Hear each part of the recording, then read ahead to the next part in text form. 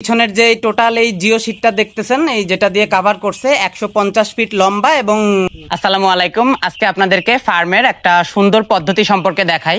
আপনারা যারা ফার্ম করেন তারা দেখেন ফার্মের যে পর্দাগুলা যখন দেন, বিশেষ করে ফার্মের সাইডে পর্দা দেন ঝড় বৃষ্টি রোদ এগুলা থেকে রক্ষা করার জন্য। তো এই পর্দাটা কতটা সুন্দরভাবে অনেকে অনেক ধরনের ম্যাটেরিয়াল ব্যবহার করেন, কিন্তু ম্যাক্সিমাম জায়গায় দেখা যায় আপনারা প্লাস্টিকের পর্দা দেন, যেটা হচ্ছে মানে বস্তা কেটে কেটে অনেকে তৈরি করেন, অথবা অনেকে একেবারে সমান যে ট্রান্সপারেন্ট প্লাস্টিকের পর্দা দেখা যায় পরিষ্কার, মানে প্লাস্টিকের পেপার, ওইটা দিয়ে দেন। তো আমি আপনাদেরকে আজকে যে জিনিসটা দেখাবো, এই জিনিসটা আপনারা কে কে দেন আমি জানি না। এই যে দেখেন, এইটাকে বলা হয় জিও শিট। এই যে খামারটা দেখতেছেন আমার চারপাশে, এই পুরা খামারটা হচ্ছে এই জিও শিটের পর্দা দেওয়া। এখন এই জিও শিটের পর্দাগুলাতে আসলে বেশ কিছু উপকারিতা আছে।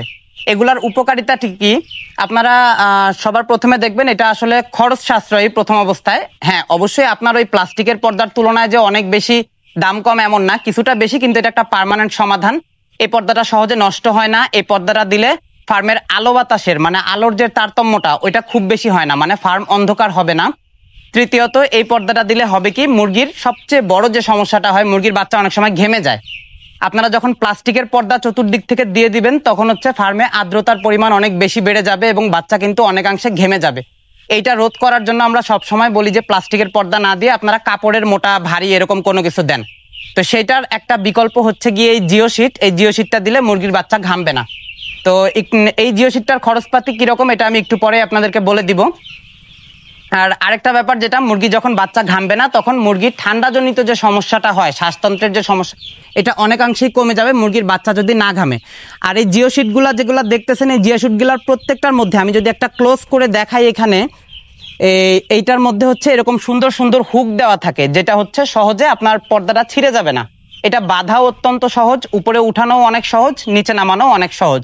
দেখেন এইখানে কত সুন্দর করে হচ্ছে মুরগির বাচ্চাগুলো আছে, এগুলা ছড়ায় ছিটায় আছে। বাচ্চাগুলো আসলে সবচেয়ে বড় ব্যাপার কি, জিও শিটটা দেওয়ার কারণে বাচ্চাগুলো আসলে ঘামে নাই। তো যাই হোক, মোদ্দা কথা হচ্ছে গিয়ে ফার্মের পর্দা ম্যানেজমেন্ট একটা খুবই গুরুত্বপূর্ণ বিষয়। পর্দা অনেকে আবার করেন কি, একটা ভুল করেন, সেটা হচ্ছে গিয়ে নিচের দিকে ফাঁকা রাখেন আর উপর দিকে দিয়ে দেন। এই ভুলটা করা যাবে না। গ্যাস দেওয়ার জন্য উপর দিকে ফাঁকা আর নিচের দিকে ভরাট রাখতে হবে, মানে উপর দিক থেকে একটু ফাঁকা করে দিতে হবে। তো মোদ্দা কথা হচ্ছে, এই যে জিও শিটের পর্দা বর্তমানে আধুনিক একটা পদ্ধতি, এইটা অনেকেই ব্যবহার করতেছেন। এটা ব্যবহার করা যেরকম লাভজনক, আপনার মুরগি ভালো থাকবে এবং মোদ্দাপরি এটা একটা পরিষ্কার সুস্থ একটা ভালো একটা পদ্ধতি ফার্মিং করার জন্য। এই জিও শিটটার খরচ আপনার কিরকম পড়ছে? খরচ ওরা দুই দিক দিয়ে সেলাই করে হোল লাগাই দেয়, 7 টাকা করে ফিট পড়ে আর কি, রানিং ফিট 7 টাকা।